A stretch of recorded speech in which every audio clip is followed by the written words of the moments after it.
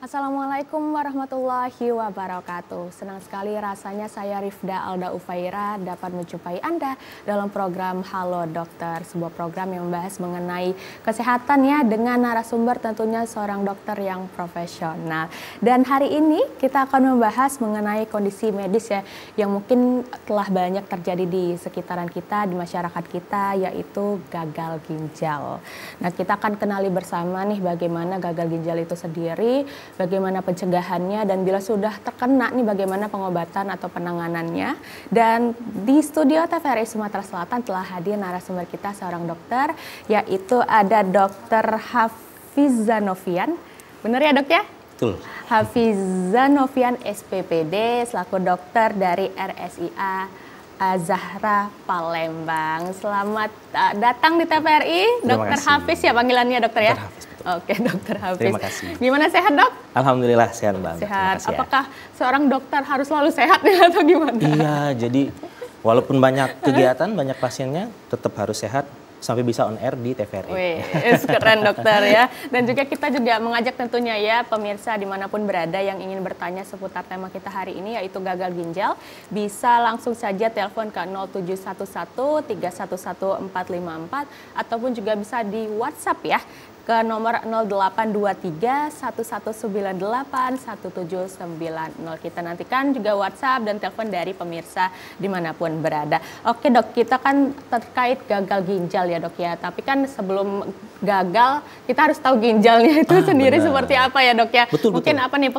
pengertian dari ginjal itu sendiri. Mungkin kan kita taunya ya salah satu organ di dalam tubuh gitu ya, tapi mungkin karena dokternya lebih tahu ya, lebih profesional di bidangnya, mungkin bisa dijelaskan sedikit dulu dok tentang ginjal itu seperti apa. Baik, makasih Mbak Alda. Selamat sore pemirsa TVRI, halo dokter sekalian.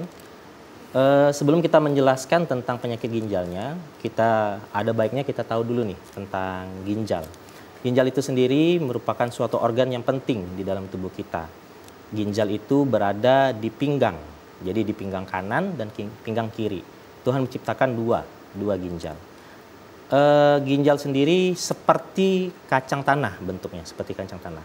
Lalu terkait dengan fungsinya, apabila kita berpikir tentang otak itu seperti prosesor di tubuh kita, jadi dia yang mengendalikan. Kalau jantung itu sebagai dinamo yang menggerakkan tubuh kita. Kalau paru-paru mungkin sebagai reservoir yang mendapatkan udara untuk tubuh kita sebagai filtrasi untuk tubuh kita. Kalau ginjal sendiri ini suatu organ yang sangat penting juga yang berfungsi untuk ekskresi atau kalau bahasa Palembangnya cleaning service. Yo, jadi dia seperti cleaning service plus. Jadi bukan hanya membersihkan racun-racun di dalam darah, tapi juga plus. Plusnya apa saja? Nomor satu, si ginjal juga mengatur tekanan darah, membantu mengatur tekanan darah melalui renin-angiotensin-aldosterone system. Yang kedua, ginjal juga membantu menstabilkan pH darah. pH darah itu atau asam keasaman darah itu sangat penting karena kehemostasis atau keseimbangan darah itu sangat dibantu oleh ginjal. Yang ketiga, membentuk sel darah merah. Membentuk sel darah merah juga itu dibantu oleh ginjal, oleh hormon yang namanya eritropoietin. Lalu untuk membuang elektrolit yang berlebihan di dalam tubuh, seperti membuang kalium, membuang natrium, magnesium, fosfor. Dan yang terbaru diketahui, ternyata ginjal juga berperan untuk mengatur gula darah di dalam tubuh.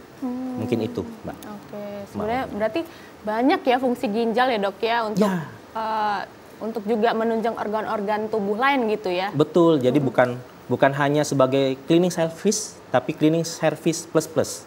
Memang tugasnya tukang bersih-bersih darah, tapi dia plus-plusnya juga lumayan penting untuk tubuh kita, seperti itu. Oke dok, setelah ginjalnya ya dok ya, berarti mungkin kita gabungkan nih dok, jadi gagal ginjal. Nah gagal ginjal sendiri itu, yang dimaksud gagal ginjal itu seperti apa sih dok? Oke, jadi kita sudah tahu nih fungsi ginjal tadi untuk tugas utamanya untuk filtrasi atau untuk membuang yang ada di dalam tubuh membuang sisa-sisa metabolisme dalam tubuh. Kalau gagal ginjal itu berarti ginjalnya tidak dapat lagi melakukan tugas tersebut. Jadi kalau untuk gagal ginjal sendiri terbagi menjadi dua sebenarnya, Mbak Alda. Ada yang kondisi akut, itu kondisi yang cepat, ada kondisi yang baru-baru saja, ada juga kondisi yang kronik, namanya chronic kidney disease. Nah, perbedaannya adalah di waktunya. Kalau di chronic kidney disease atau penyakit ginjal kronik, itu waktunya sudah ada 3 bulan, menetap berarti selama 3 bulan. Kalau akut kidney injury atau penyakit cedera ginjal akut, itu belum 3 bulan. Perbedaan kedua yaitu kalau chronic kidney disease atau penyakit ginjal kronik itu tidak reversible atau tidak bisa balik lagi fungsi ginjalnya. Dimana kalau dia masih akut kidney injury, kita tata laksana dengan baik, masih reversible. Jadi fungsi ginjalnya bisa balik lagi seperti sedia kala sebelum dia sakit begitu. Oh gitu ya. Insight baru ya dok ya, ternyata memang bisa berfungsi kembali gitu ya ke semula gitu ya. Betul, jadi kalau penyakit ginjal ini kita ketahui di awal masih belum 3 bulan dan masih belum menetap, di treatment yang baik oleh dokternya dan ada hubungan yang baik antara dokter dan pasien, artinya pasiennya juga harus mengikuti instruksi dari dokternya dong dan nasihat-nasihat dari dokternya. Maka kalau kondisinya akut masih bisa reversible, masih bisa balik lagi tuh fungsi ginjal seperti sedia kala, 100% masih bisa balik lagi, kayak gitu. Berarti memang harus penanganan yang tepat dan cepat juga berarti ya dok ya? Betul. Oke, betul mungkin sekali. bisa ke dokter nanti ya, bisa temui dokter Hafiz ya di RSCA Zahra gitu Boleh. dok ya. Nah, untuk tadi kan juga yang bisa kembali lagi fungsinya dok ya, tapi Betul. apakah itu misalnya usia ataupun gender dengan penyakit gagal ginjal yang akut kronis itu ada perbedaannya juga atau seperti apa nih dok? Betul, jadi kalau penyakit ginjal kronik dan penyakit ginjal akut itu, cedera ginjal akut, itu berbeda. Yang perlu kita ketahui pada orang-orang dewasa biasanya terkena penyakit ginjal kronik, di mana penyebab penyakit ginjal kronik yaitu lebih dari 3 bulan tadi, ada 2 yang sangat banyak di negara kita ini, di Indonesia maupun di dunia. Yang pertama penyebabnya adalah diabetes mellitus. Yang kedua penyebabnya adalah hipertensi. Jadi pada dewasa 2 penyebab ini yang paling sering menjadi berlanjutnya suatu penyakit ginjal, sehingga nanti kalau tidak dikontrol penyakit ini bisa menjadi suatu penyakit ginjal kronis atau gagal ginjal nanti di akhirnya atau end stage renal failure seperti itu, Mbak Alda. Oke, berarti kalau kronis itu kebanyakan yang dewasa gitu ya? Ya. Oke. Penyebabnya kebanyakan pada orang dewasa, anak-anak juga bisa menjadi penyakit ginjal kronis atau menjadi gagal ginjal, tetapi penyebabnya sedikit berbeda dengan pada dewasa. Kalau tadi dewasa penyebabnya hypertension dan diabetes mellitus. Kalau anak-anak biasanya karena penyakit bawaan. Jadi memang waktu di kehamilan ginjalnya tidak sempurna, pembentukan ginjalnya tidak sempurna, nomor 1. Nomor 2, penyebab paling banyak adalah glomerulonefritis atau suatu penyakit peradangan pada ginjal. Nomor 3 yang paling banyak itu adalah penyakit-penyakit autoimun. Autoimun itu gini, kan di badan kita ini ada polisi nih, namanya sel darah putih. Tugasnya sel darah putih itu adalah untuk menghancurkan bakteri-bakteri atau virus-virus atau benda-benda asing lah yang masuk dalam tubuh kita. Nah, si polisi ini tadi tidak dapat mengenali yang mana yang penjahat, yang mana diri sendiri. Akhirnya dia menyerang diri sendiri. Itu namanya autoimun. Itu nomor 3 tuh. Nomor 4 paling banyak itu adalah penyebabnya oleh infeksi pada anak-anak. Jadi infeksi saluran kemih menyebabkan suatu penyakit gagal ginjal. Yang terakhir intoksikasi. Jadi intoksikasi ini biasanya dari luar. Jadi makanan seperti yang baru-baru ini kejadian 1 tahun belakangan ini ada dimasukkan ke dalam obat-obatan, pelarut yang dimasukkan ke obat-obatan ternyata tidak food grade. Seperti itu, diminum oleh anak-anak itu terjadi intoksikasi menyebabkan gagal ginjal. Jadi ada sedikit perbedaan. pada dewasa dan pada anak-anak. Seperti itu, Mbak Dap. Oke. Nah, kalau tadi kan juga tadi dokter sempat menyebutkan bahwa memang setahun terakhir itu memang karena misalnya ada case yang obat-obatan tadi ya. Itu apakah memang membuat angka gagal ginjal ini memang meningkat atau seperti apa nih fenomena beberapa tahun belakangan ini seperti apa, Dok? Ya, ini sebenarnya pada kasus anak-anak ya. Memang cukup banyak sekarang anak-anak. Sebenarnya nanti boleh nih diundang juga nih dokter anak untuk ngomongin masalah ginjal di TVRI nih dari Azahra, boleh juga diundang nih. Udah banyak dokter anak yang siap nih buat ngobrol-ngobrol di sini. Jadi intinya memang kalau 1 tahun terakhir ini itu yang dimasukkan ke obat-obatan itu yang ada zat yang menyebabkan keracunan, intoksikasi menjadi gagal ginjal itu memang ada zat yang seharusnya bukan zat itu gitu dimasukkan sebagai pelarut ke dalam obat-obatan. Jadi bukan si obatnya, bukan si paracetamolnya. Waktu itu kan tisu paracetamol. Bukan paracetamol yang jadi masalah, tapi ada grade obat-obatan, ada pelarutnya yang dimasukkan, itu yang bikin intoksikasi. Kalau memang kejadiannya terlihat banyak mungkin karena di suatu rumah sakit ada kondisi hemodialisa yang anak-anak semua. Jadi di RCM misalnya itu kan anak-anak semua tuh satu bangsal, semuanya anak-anak. Sedangkan jadi terlihat banyak anak-anaknya. Sedangkan di Palembang biasanya itu masih campur. Ada yang dewasa, ada yang anak-anak, jadi campur. Jadi kalau masuk ke sana nggak kelihatan anak-anaknya, banyak yang dewasa. Jadi terlihat banyak karena memang ada bangsal khusus anak-anaknya. Tapi memang trennya memang ada peningkatan. Meningkat ya, itu. Atau mungkin juga karena kalau orang dewasa kan dimulai dari diabetes juga. Sekarang kan fenomena diabetes juga mulai meningkat ya, Dok ya, gitu ya? Iya, jadi penyebab yang paling banyak itu tadi itu diabetes sama hipertensi. Tidak terkontrol, lama-kelamaan mengarah ke komplikasi-komplikasi. Kalau diabetes, hipertensi biasanya komplikasinya pembuluh darah, mata, jadi kabur, terus bisa jadi stroke, bisa jadi gangguan jantung, bisa juga tuh jadi penyakit ginjal kronik, seperti itu. Itu informasinya sangat memberi insight ya bagi kita semua ya, Dok ya, apalagi yang mungkin masih awam gitu ya, cuman tahu segelintir aja informasi tentang ginjal gitu ya, Dok Hafiz ya. Oke, lanjut mungkin, Dok.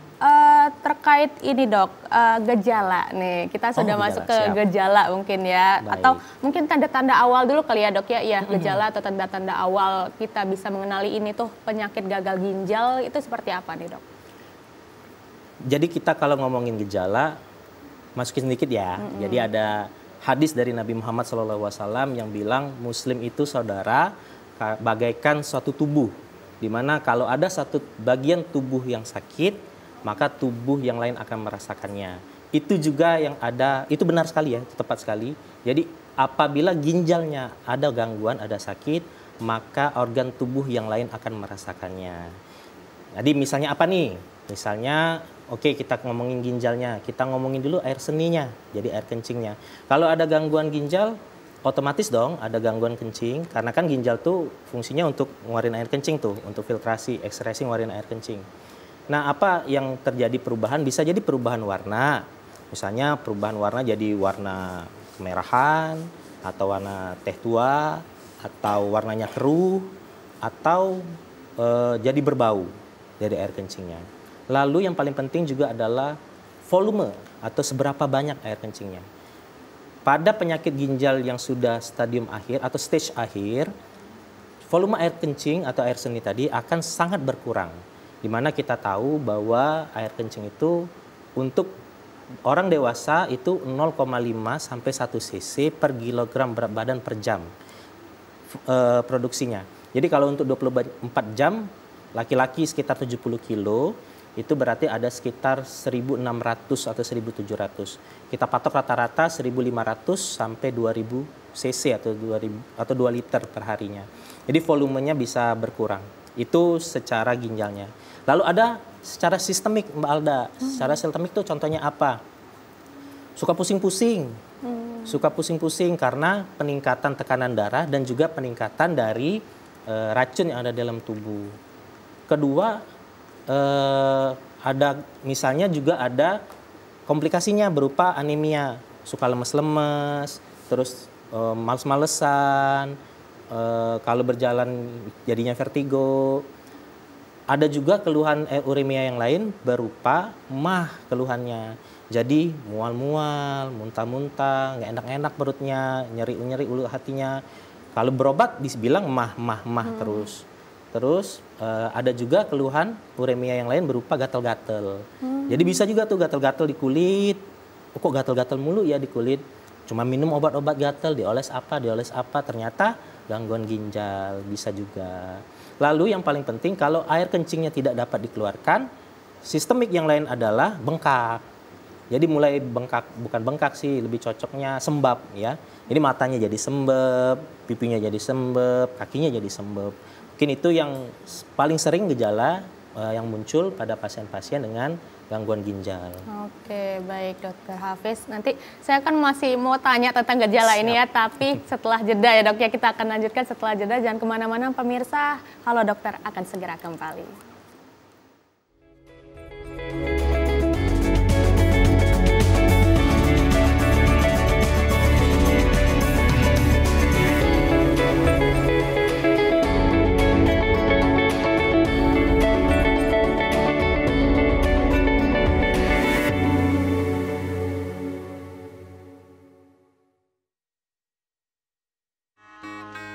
Kebudayaan agraris yang selaras dengan alam diekspresikan dalam alunan nyanyian yang diiringi petikan gitar tunggal khas Sumatera Selatan.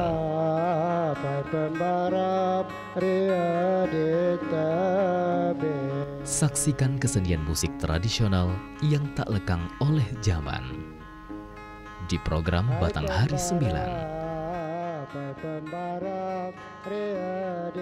Setiap hari Senin dan Kamis pukul 13 waktu Indonesia Barat. Selasa pukul 10:30 waktu Indonesia Barat. Serta Sabtu dan Minggu pukul 16:30 waktu Indonesia Barat. Hanya di TVRI Sumatera Selatan.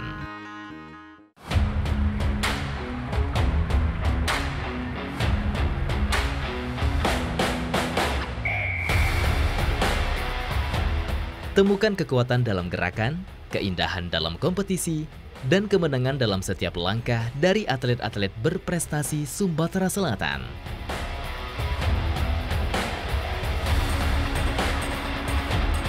TVRI Sport hadir setiap Selasa, pukul 8 waktu Indonesia Barat, Jumat sampai Minggu, pukul 13.30 waktu Indonesia Barat, hanya di TVRI Sumatera Selatan.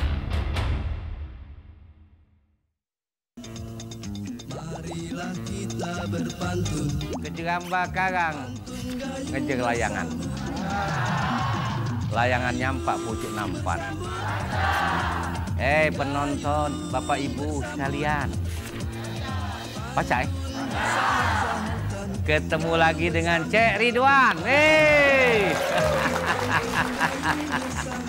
Pergi ke pasar nak beli gula, baliknya mampir ke Kalidoni.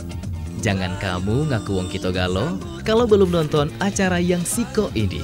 Ajak kawan-kawan. Pacar. Assalamualaikum kami ucapkan. Ya. Pakai ya.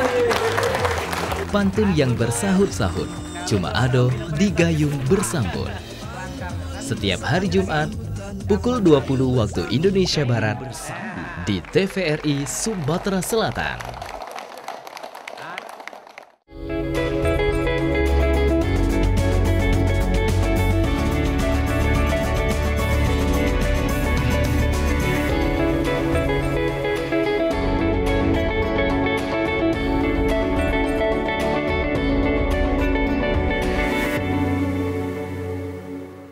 Terima kasih Anda masih bersama kami dalam program Halo Dokter, dan kami masih membahas mengenai tema yaitu kenali gagal ginjal dan pencegahannya bersama Dr. Hafiza Novian SPPD selaku Dokter RSIA Az-Zahra Palembang. Dan juga kami masih mengingatkan untuk pemirsa ya dimanapun berada yang ingin bergabung, ingin bertanya seputar gagal ginjal nih dan pencegahannya, bisa langsung saja telepon ke 0711311454 atau juga bisa di WhatsApp nih ya. Jadi jangan khawatir Dok ya kalau nggak punya pulsa ya. Betul. Bisa pasti ada paket kan ya. Bisa langsung Pakai dong saja. WhatsApp-nya. Iya, Ayo. pakai dong WhatsApp-nya ya ke 0823 1198 1790. Oke, kita masih nantikan ya Dokter Hafiz ya. Oke, kita mungkin lanjutkan sebentar ya Dok ya tentang gejala tadi ya. Kalau sebelum kita masuk ke mitos atau fakta gitu ya. Siap. Oke, mungkin tadi juga beberapa yang sudah dokter sebutkan ya tentang gejala dari gagal ginjal. Tapi kalau saya ada pengalaman juga kan yang Dok ya keluarga saya yang gagal ginjal ya. Nah, itu perutnya buncit Dok. Nah, itu perut buncit itu apakah juga karena gagal ginjal atau memang karena ada penyakit-penyakit bawaan lainnya gitu?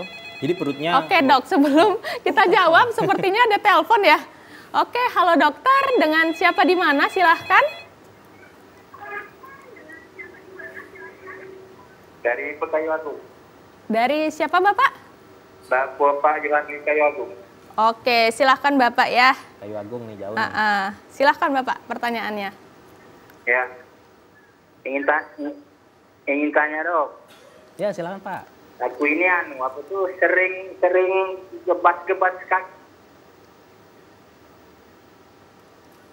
Iya. Kaki Itu keba- apa gejala diabetes apa kan gejala ginjalnya.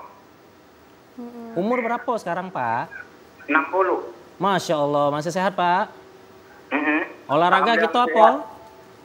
Masih sehat alhamdulillah. Alhamdulillah. Olahraga kita apa Pak? Main bulu tangkis? Olahraganya agak berkurang karena aku seorang petani. Masya Allah, itu lebih dari Seorang olahraga itu. petani, Pak. Iya. Iya, aku sering ke kebun. Alhamdulillah. Berarti itu pertanyaannya ya Iya. Bapak ya. Oke, ada lagi Bapak yang ingin ditanyakan? Itulah Oke, sering gebas-gebas keting ini kan kadang-kadang, tapi kadang-kadang tuh kalau soal ada anjuran minum banyak putih banyak-banyak ya sering jalannya minum putih kadang-kadang sampai 3 liter per hari. Masya Allah. oke. Ada turun Tapi- berat badan Pak? Tapi kencingnya luar biasa pula. Oh. Berat badan enggak turun ya? Yo, Ada turunnya? iya. Turun dikit lah, turun apa badanku tempo hari timbang 72. 72 dari? Mm-mm. Oh iya iya. Oke. Dari 83. Wah, 10 kilo hilang. Oke. Iya iya iya Pak. Oke, Bapak. Baik, itu saja pertanyaannya ya. Iya, itu aja. Oke. Terima kasih Bapak. Silakan Dok Iya. mungkin ingin langsung menjawab deh. Ya. Makasih Mbak. Bapak siapa tadi namanya? Bapak di Kayu Agung Bapak. Pak Kayu Agung. Nah, bapaknya jauh-jauh dari Kayu Agung. Minta maaf lupa namo. Jadi Bapak kalau sering kebas-kebas pada kedua kakinya, itu banyak sekali penyebabnya. Mulai dari penyebab yang sistemik atau seluruh tubuh, atau penyebabnya memang lokal pada kakinya saja. Paling sering pada umur-umur Bapak apabila ada sudah usia 60 tahun, terus ada penurunan berat badan, sering kebas-kebas, paling sering memang penyebabnya adalah diabetes mellitus atau penyakit kencing manis. Ada baiknya Bapak dites, bukan gula darah biasa ditesnya. Kalau bisa gula darah puasa, gula darah setelah makan, atau gula darah per 3 bulan, namanya HbA1c. Dan dari situ nanti akan bisa ketahuan tuh apakah benar mengalami suatu penyakit diabetes. Itu penyebab yang paling sering pertama. Penyebab paling sering kedua adalah memang kekurangan mikronutrien. Jadi mikronutrien seperti vitamin B atau mikronutrien lainnya seperti natrium, kalium itu juga dapat menyebabkan kebas-kebas, atau kalsium juga itu juga dapat menyebabkan kebas-kebas pada tangan, pada kaki. Nah, untuk gangguan ginjal sendiri, keluhan kebas-kebas sebenarnya tidak terlalu spesifik. Biasanya kalau keluhan masalahnya di ginjal, spesifiknya itu bengkak biasanya, bengkak, atau tadi suka mual-mual, muntah-muntah, sakit kepala nggak hilang-hilang. Kalau sudah parah, uriumnya sudah tinggi sekali, sudah meracuni otaknya, itu bisa sampai kejang, bisa sampai tidak sadarkan diri. Nah, ada baiknya Bapak dari Kayu Agung segera memeriksakan diri ke puskesmas atau fasilitas kesehatan terdekat. biar lebih jelas lagi penyakitnya Pak ya. Oke dok, kita lanjutkan mungkin ya. Ada telepon lagi. Oke, halo dokter, dengan siapa di mana? Halo dokter. Iya, silakan Bapak. Dengan siapa di mana Pak? Dengan Rasid di Tujulu. Oke. Rasid di Tujulu. Hafid ya? Ya. Wasid di Tujulu. Siap. Ya. Oke, silahkan pertanyaannya Pak. Keluarnya ini Pak pernah di USG. Ya, katanya pembesaran prostat 10%. Itu artinya apa, Dok? Umur berapa sekarang Pak? Umur Pak Wasid? 65. Alhamdulillah. Sehat Pak Wasid? Ada keluhan? Kencingnya ada keluhan? Ya, cuma sering sakit pinggang. Oh, ada sering-sering sakit pinggang. Ya. Ada yang lain sakit-sakitnya selain pinggang tadi? Ya, pinggang. Yang utama tuh pinggang. Kencingnya enggak lah, ini dah tersendat-sendat atau suka ya, apa? agak kadang-kadang agak panas ya. Agak panas. Alirannya enggak lancar atau lancar aliran kencingnya? Kata ke lancar Dok, soalnya. Kalau aku minum agak banyak ya. Ya. Oke, baik.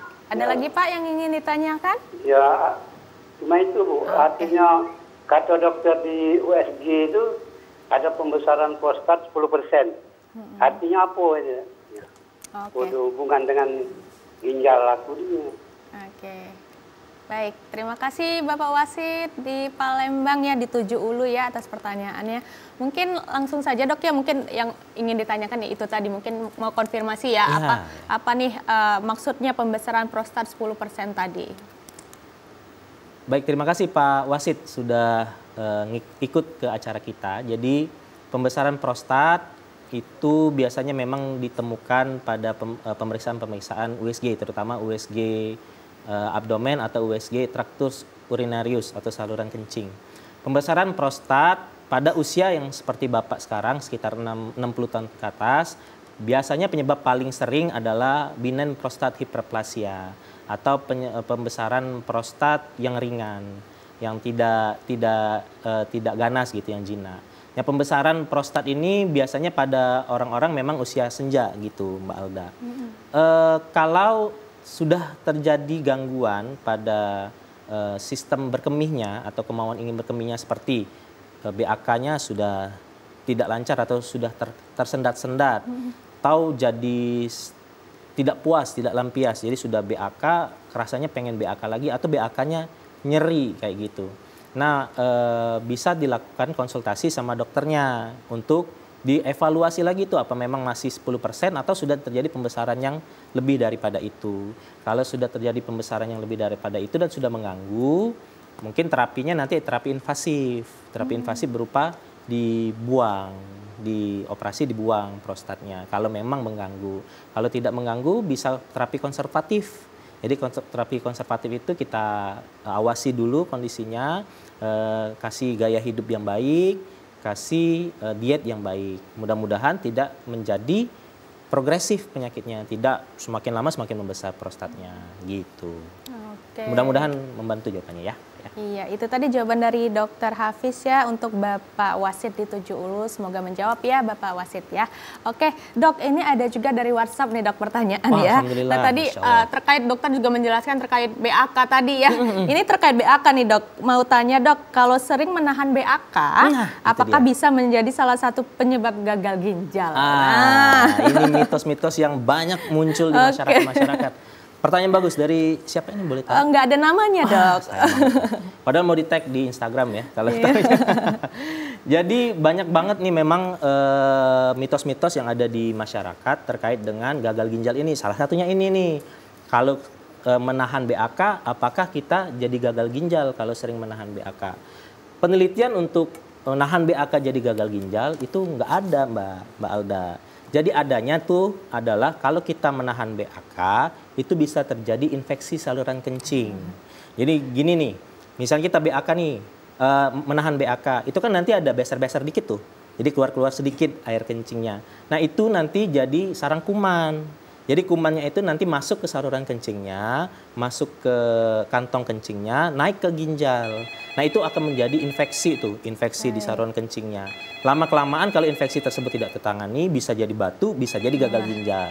Oke, jadi tetap gagal ginjal, bukan karena menahan kencingnya, tapi karena infeksi yang tidak tertangani. Oke, baik dok. Kita lanjutkan lagi, kita akan mengangkat telepon ya untuk ketiga kalinya. Oke, halo dokter, dengan siapa di mana? Halo, Assalamualaikum, dokter. Oke. Waalaikumsalam. Bapak wasit tadi ya, di 7 Ulu ya Bapak ya? Ya, ini ada ketinggalan, Dok. Oh iya, siap. Ya, Gimana, Bapak? ini apa, Dok, kalau istilah wong lama dulu kencing ketinggalan. Nah, itu sering, Dok. Kalau nak Kencing sholat, ketinggalan dok? payah, Dok, aku. Iya. Ya. Jadi rasanya ndak puas kencing tuh Pak yo? Kencingnya lah, ya. Iya. Ada yang kencing ketinggalan. Nah, kalau sudah bercepok, langsung keluar lagi. Betul. Ya. Itu ya tambahannya. Iya, terima kasih Pak Wasit 7 Ulu. Baik, terima kasih Bapak Wasit ya. Oke, mungkin itu yang dialami juga ya oleh Bapak Wasit ya. Itu kencing ketinggalan itu gimana nih dok? Iya, tapi seperti yang tadi dibilang Mbak Alda, bahwa memang kalau memang gejala dari benign prostat hiperplasia, yaitu pembesaran prostat yang jinak, ada gejala seperti itu yang Bapak alami sekarang ini. Jadi ada gejala kencingnya tidak puas, jadi habis kencing mau kencing lagi kayak gitu, atau kencingnya tersendat-sendat, atau pancaran dari kencingnya itu tidak deras seperti itu, jadi tersendat-sendat. Nah apabila sudah mengganggu, udah baiknya memang dievaluasi ulang Pak Wasit. Jadi dilihat lagi tuh, jangan-jangan sudah nutup, prostatnya sudah nutup saluran kemihnya, saluran kencingnya, jadi mengganggu si aliran kencing. Kalau semakin lama itu semakin menutup, lama-kelamaan Pak, air kencing itu jadi retensi di saluran di kantong kencing. Kalau retensi lama-lama terus nanti bisa nyeri, bisa kembung kantong kencingnya. Nah itu ada baiknya Bapak segera evaluasi ulang untuk pengobatan lebih lanjut atau tata laksana lebih lanjut. Itu ya Pak ya, Pak Wasit ya, jangan ditunda-tunda lagi Pak, langsung datangin dokternya ya. Dokter ke dokter Hafiz boleh kan? Ya di puskesmas terdekat boleh. Ya. Oke, begitu ya saran dari dokter Hafiz ya untuk Bapak Wasit di 7 Ulu. Oke, kita akan lanjutkan. Tadi pertanyaan saya juga belum terjawab ya dok ya. Tapi perut kembung ya. Iya, setelah jeda ya dok ya. Jangan kemana-mana pemirsa, tetaplah bersama kami di dalam program Halo Dokter.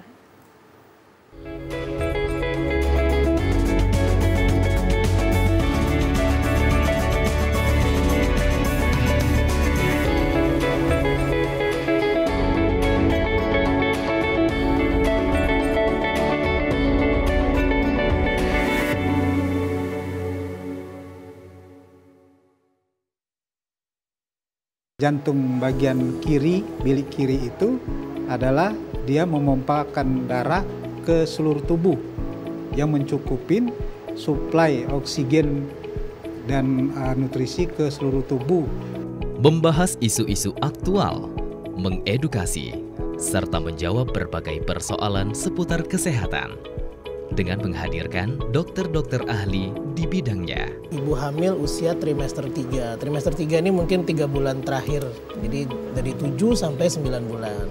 Ikuti dialog interaktif Halo Dokter setiap hari Rabu pukul 17 waktu Indonesia Barat dan Kamis pukul 10 waktu Indonesia Barat. Hanya di TVRI Sumatera Selatan.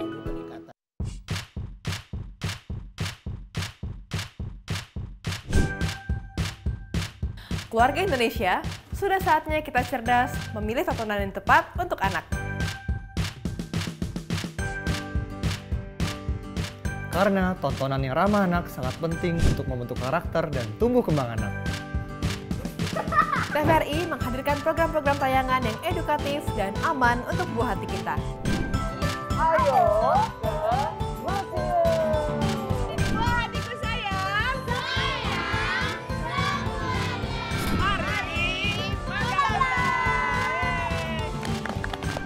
Kami, anak-anak desa, hidup dari lontar.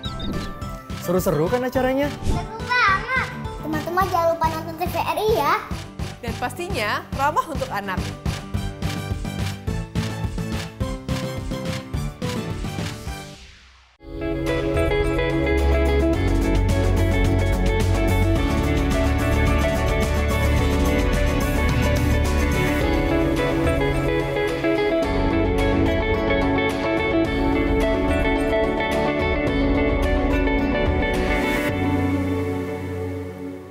Terima kasih Anda masih bersama kami di Halo Dokter dan masih membahas mengenai kenali gagal ginjal dan pencegahannya bersama Dr. Hafiza Novian SPPD sebagai atau selaku dokter RSIA Az-Zahra Palembang. Dan juga kami tentunya masih mengajak ya untuk pemirsa dimanapun berada yang ingin telepon ke 0711311454 ataupun juga bisa WhatsApp ke nomor 082311981790. Oke, mungkin dok, tadi ya sebenarnya gejala sudah disebutkan tadi ya oleh dokter ya, tapi mungkin saya mau kepo ini tentang perut buncit itu dok sendiri kan, karena keluarga saya pernah ada yang itu, apakah karena gagal ginjalnya atau memang karena penyakit lain dok? Bisa, jadi seperti yang dijelaskan tadi, kalau ginjal itu sudah rusak dan kekuatannya sudah kurang dari 90%, sudah kurang dari 90% betul, maka akan terjadi overload cairan, di mana cairan yang harusnya dibuang dari air kencing atau air seni itu nggak bisa dibuang. Akibatnya cairan-cairan tadi numpuk di tempat-tempat yang renggang, seperti mata, seperti kaki atau perut. Jadi itu bisa jadi karena fungsi ginjalnya sudah di bawah 90% itu. Betul. Ya. Oke, kita angkat telepon ya dok ya. Halo dokter, dengan siapa di mana? Assalamualaikum. Waalaikumsalam. Halo. Assalamualaikum. Ya, dengan siapa di mana Bapak? Bapak Soleh di Banyasin. Oke, silakan Bapak. Di Tanjung Lago Banyasin. Baik, silakan Pak. Ini. Halo dokter, Assalamualaikum. Waalaikumsalam, Bapak silakan Bapak Soleh. Silakan Bapak Soleh di Tanjung Lago Banyasin. Ya, silakan. Ya, silakan Bapak Soleh. Ini mau nanya di luar tema ya dok ya. Monggo Pak, silakan Pak. Di luar tema. Iya. Ini dok. Ini aku sering kesemutan dok. Sering kesemutan di tangan ini. Dua-duanya atau sebelah baik Pak? Ya kadang di tangan kirinya, kadang juga di tangan kanannya dok. Oke. Kaki dah, kaki. Ini gejala apa dok? Umur berapa? Kaki ini kadang yang di poponya ini. Umurnya berapa Pak Soleh? Umurnya 50 tahun. Masya Allah. Oke. Itu ya mungkin. Dokter ya, terima kasih. Oke, terima kasih Pak Soleh di Banyuasin. Waalaikumsalam warahmatullahi. Ingin bertanya karena gejala tersebut ya, apakah ini gejala gagal ginjal apa memang penyakit lain? Ada ya dok ya, silahkan dok. Terima kasih Pak Soleh atas pertanyaannya. Jadi Pak Soleh mengalami sering kebas ya, jadi sering kesemutan pada tangan. Jadi Pak Soleh, kalau gejala-gejala kesemutan ini merupakan gejala tidak khas. Dengan usia yang lebih dari 40 tahun, sudah 51 tahun Pak Soleh, gejala yang kebas-kebas ini biasanya dialami pada pasien-pasien yang mengalami diabetes mellitus, seperti yang tadi dibilang Mbak. Jadi bukan hanya di kaki, tapi juga di tangan bisa mengalami kebas-kebas. Selain itu juga ada penyakit-penyakit lain ya Pak Soleh ya, yang bisa menyebabkan kebas-kebas tersebut. Penyakit sistemik, itu tadi kurang mikronutrien seperti vitamin B, kalium, natrium, kalsium juga bisa menyebabkan kebas-kebas. Atau bisa juga disebabkan gangguan saraf yang ada di sekitar telapak tangan. Jadi di telapak tangan kan ada banyak saraf tuh, dari persarapan ulnaris dan persarapan radialis. Nah, persarapan tersebut apabila ada gangguan dapat menyebabkan kebas-kebas juga. Jadi Pak Soleh, mungkin itu penyebab yang paling sering di umur Bapak, di usia Bapak yang 50 tahun. Ada baiknya Bapak Soleh untuk berkonsultasi tuh langsung sama dokter di fasilitas kesehatan terdekat biar diperiksa lebih lanjut lagi tuh tangannya gimana, ada perubahan nggak bentuk tangannya, atau jangan-jangan ada perubahan juga di bentuk kaki atau bentuk tangan gitu. Biar lebih jelas ya Pak Soleh ya. Oke, terima kasih Pak Soleh atas pertanyaannya. Baik Dok, di WhatsApp beberapa ya Dok ya pertanyaan. Mungkin saya pilih saja. Ini ada juga yang bertanya seputar gejala ya. Tadi sebenarnya sudah kita jelaskan gitu ya Dok ya. Mungkin nanti bisa lihat tayangan ulangnya atau di YouTube gitu ya Dok ya. Di YouTube nanti akan di-upload gitu ya. Oke, terus juga ada yang bertanya seputar tadi ya prostat kronis berefek jadi sakit ginjal, bisa nggak Dok? Terus apa beda gejala akibat adanya batu di ginjal atau kandung kemih dengan gejala pembesaran prostat? Ini dari Charkes di Palembang ya. Oke. Pintar. Ini pertanyaan silakan, the best ini pertanyaannya. Kalau ada giveaway bisa dikasih ini. Ini paling bagus pertanyaannya. Jadi betul dari siapa namanya? Maaf. Charkes. Iya. Dia dari Palembang. Itu betul sekali ya. Jadi kalau prostat yang sudah sangat besar atau prostat yang sudah sangat besar itu menyebabkan retensi dari urin, menyebabkan cairan dari air seni itu tidak bisa keluar. Nah, kalau air seni itu tidak bisa keluar, maka akan menumpuk. Jadi bukan menumpuk di saluran kantong kencing aja, menumpuk ke atas-atasnya hingga ke ginjalnya juga akan menumpuk. Akibatnya apa? Akibatnya ginjalnya akan membengkak karena isinya air seni semua, air kencing semua. Nah, lama-kelamaan kalau kondisi itu terjadi secara terus-menerus lebih dari 3 bulan, maka dia akan jatuh ke dalam kondisi chronic kidney disease tuh. Jadi chronic kidney disease selama 3 bulan. Nah, kalau tidak ditangani secara cepat, lama-kelamaan bisa jatuh dalam kondisi gagal ginjal atau stage 5 bahasanya, gagal ginjal. Bisa sampai harus dicuci darah kalau seperti itu. Pun begitu sama penyakit-penyakit batu ginjal. Kalau penyakit batu ginjal, dia batunya tadi menjumbat saluran kemihnya sehingga air seni tidak dapat keluar atau air kencing tidak dapat keluar, maka ginjalnya juga akan jadi bengkak karena dipenuhi oleh air kencing yang harusnya keluar, jadi tidak bisa keluar karena tersumbat. Lama-kelamaan ginjalnya akan jadi rusak tuh, strukturnya rusak, fungsinya rusak. Kalau tidak ditangani bisa jatuh ke gagal ginjal. Jadi kalau itu dinamakan adalah gagal ginjal yang disebabkan oleh penyakit obstruktif. Seperti itu.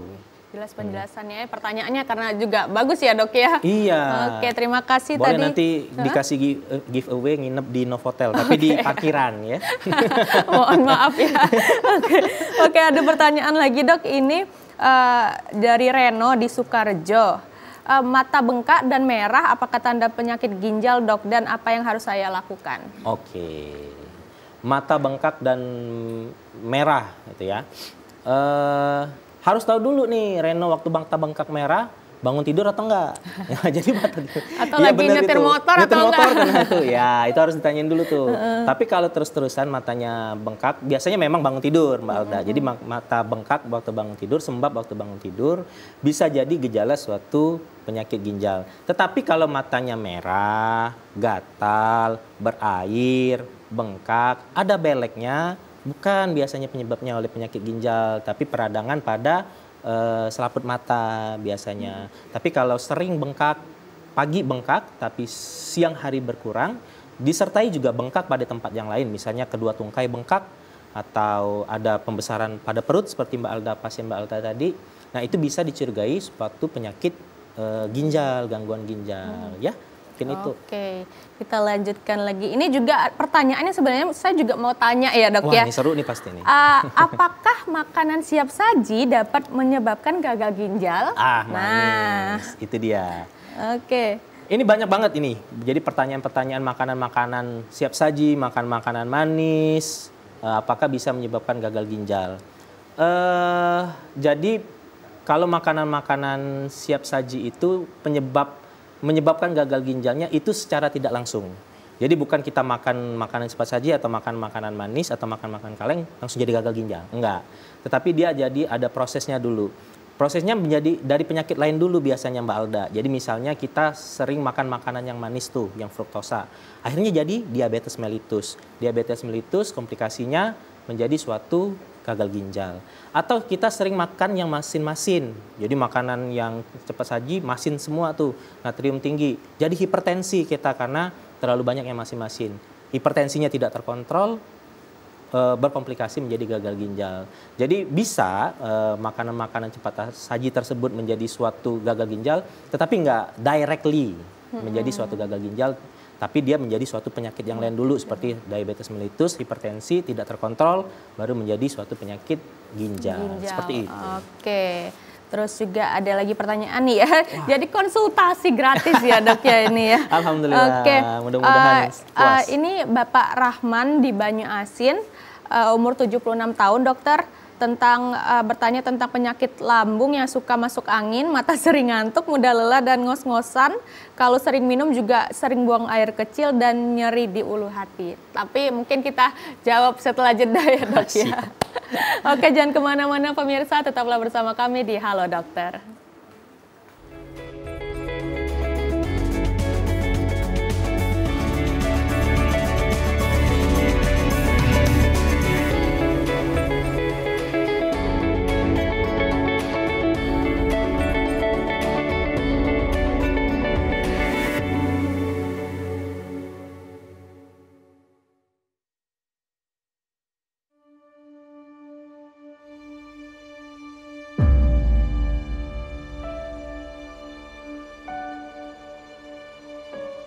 Kami menyadari perjuangan kami tak lagi mengangkat senjata. Daratnya turun, gitu ya. Melainkan tentang bagaimana meneruskan cita-cita bangsa, menciptakan generasi cerdas yang bermartabat. Kami yakin semua bisa dicapai. Berinovasi menjadi solusi, karena masa depan bangsa ini diciptakan oleh apa yang dikerjakan hari ini, bukan esok hari.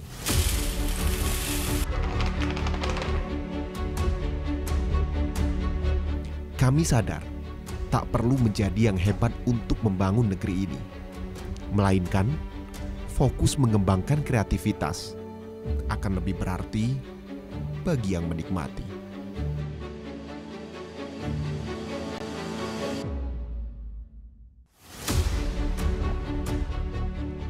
Terkadang, realita tidak semudah yang dibayangkan.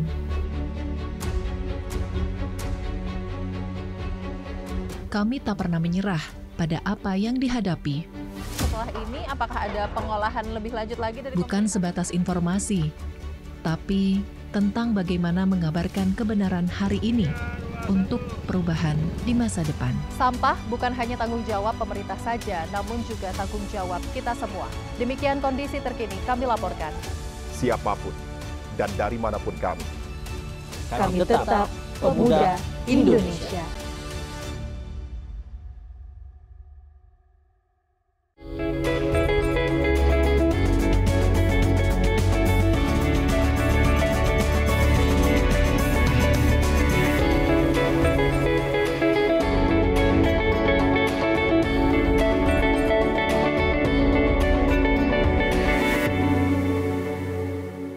Terima kasih Anda masih bersama kami di Halo Dokter yang masih membahas tentunya mengenai kenali ginjal dan pencegahannya bersama Dr. Hafiza Novian, SPPD, selaku dokter dari RSIA Az-Zahra Palembang. Oke dok, sebenarnya banyak yang masih di WhatsApp ya dok yang ingin bertanya kepada dokter, tapi mungkin waktunya tidak mencukupi karena kita masih ada bahasan lain ya dok ya. Mungkin bisa langsung ke dokter saja gitu ya. Pemirsa TVRI kalau mau tanya-tanya boleh kok. Tidak datang ke RSIA juga nggak apa-apa, silakan follow aja Instagram RSIA Az-Zahra Palembang atau TikTok RSIA Az-Zahra Palembang, dan boleh komen di sana, boleh tanya di sana, nanti kita akan balas untuk pertanyaan-pertanyaan yang ada di sana ya. Oke dok, mungkin kita lanjutkan saja ya perbincangan kita ya. Mungkin karena tadi kan sudah ya tentang gagal ginjal itu, mungkin kita pengobatannya ya kalau sudah terkena itu seperti apa sih dok? Apakah memang harus cuci darah salah satu caranya atau masih ada cara-cara lain nih dok? Iya, jadi kalau kita ngomongin masalah ginjal lagi tentu nggak lepas ya dari pengobatan. Kita balik lagi tuh, pengobatannya tergantung dari akut atau kronik tadi. Jadi kalau gagal ginjal tentu yang kronik ya biasanya. Jadi kalau kronik kan terbagi jadi 5 tuh stage-nya. Stage 1, stage 2, stage 3A, 3B, stage 4, dan stage 5. Pengobatan ginjal kronik, penyakit ginjal kronik tersebut tergantung dari stage-nya tuh. Jadi kalau stage 5 biasanya memang dilakukan dialisis atau dilakukan renal replacement therapy atau terapi pengganti ginjal. Terapi pengganti ginjal itulah tadi yang hemodialisis, peritoneal dialisis, atau yang paling mewah cangkok ginjal, yang paling ideal cangkok ginjal. Nah, kalau yang stage 4, masih stage 4, kita persiapkan pasiennya untuk ke arah cuci darah. Jadi disiapin tuh alat-alat untuk cuci darahnya, sudah mulai dipasang kesiapan cuci darah di badan pasien.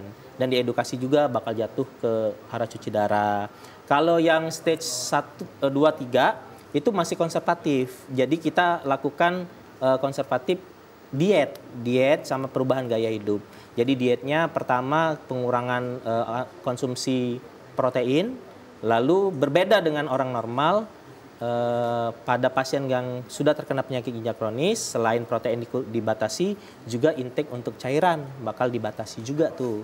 Jadi seberapa banyak BAK-nya itulah yang untuk diminum sehingga tidak terjadi overload di badannya. Seperti itu Mbak Alda. Oke, berarti yang diminum itu yang dikeluarkan gitu ya? Istilahnya kita bisa takar itu seperti itu ya dok ya? Iya, jadi yang idealnya itu Mbak Alda kalau sudah penyakit ginjal kronis kan bisa overload tuh kalau terlalu banyak minum.